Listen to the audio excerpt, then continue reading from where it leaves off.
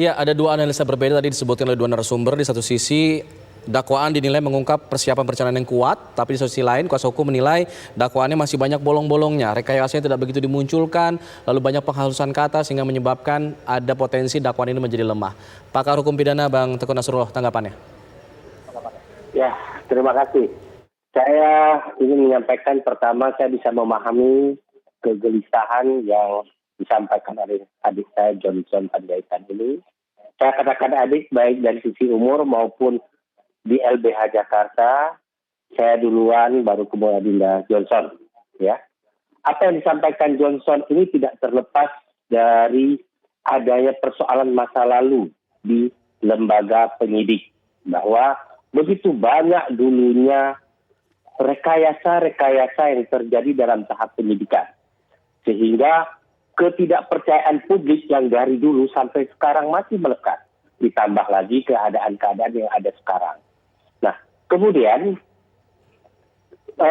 bahkan dulu CPN Guntur itu, POM ya, bisa menahan orang sipil dalam kasus-kasus yang bersifat sipil.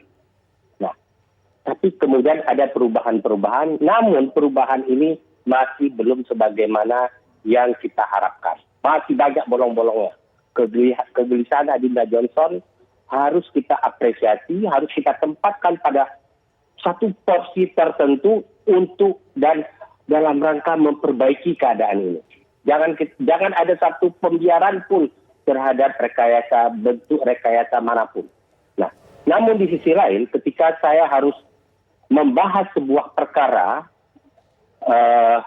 dari sudut ilmu pengetahuan hukum pidana, tentu saya tidak boleh merujuk kepada statement-statement yang disampaikan oleh kuasa hukum manapun.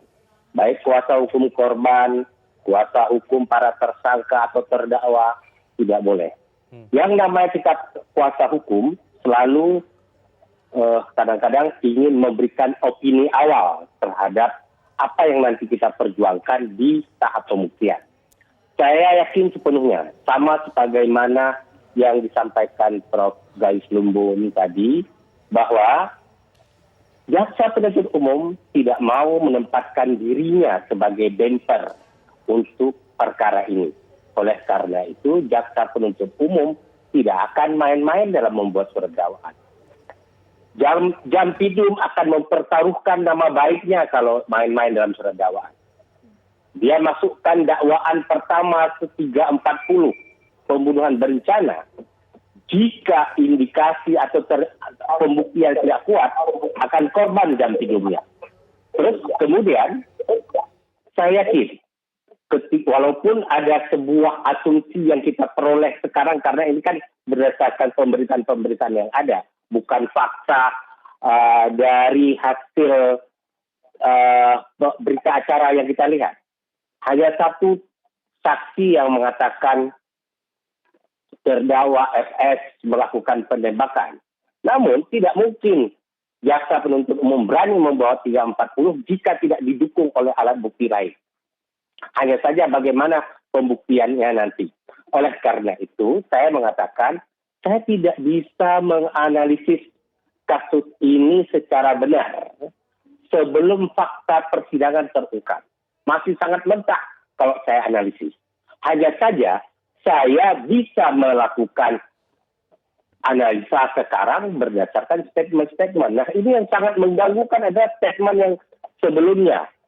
Pak FS menyatakan saya mohon maaf kepada keluarga korban karena telah terjadi upaya beliau merekayasa kasus. Tapi ini semata-mata katanya untuk melindungi anak buahnya. Nah, statement itu memberikan kesan kepada kita ini menerjemahkan bahwa Pak FS mengatakan dia tidak terlibat di dalam kasus penembakan dan pembunuhan itu, dia hanya bersalah dalam konteks rekayasa kasus.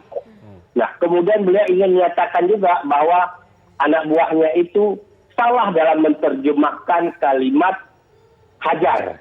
Nah, tetapi saya yakinlah jaksa penuntut umum tidak ceroboh untuk P21 kasus ini.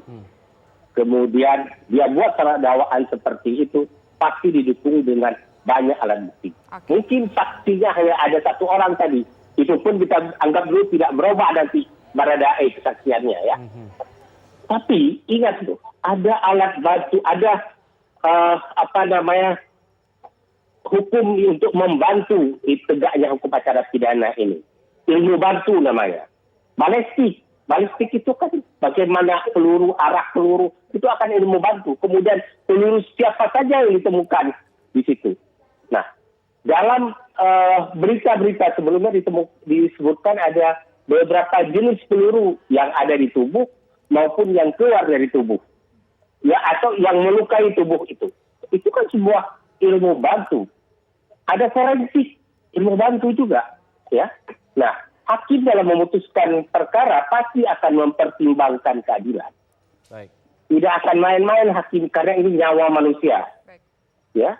Nah, saya mungkin bisa berbeda pendapat dengan Adinda Johnson terkait ini, tapi saya juga ingin memberikan apresiasi kepada lembaga kepolisian, terlepas ini bintang 1, bintang 2, dan kombes begitu banyak yang terlibat, akhirnya mereka jadi terdakwa. Mungkin saja yang dikhawatirkan oleh Adinda Johnson juga ada, benar, yaitu membawa kasus ini, tetapi tidak sesuai dengan fakta yang sebenarnya, ada upaya untuk itu.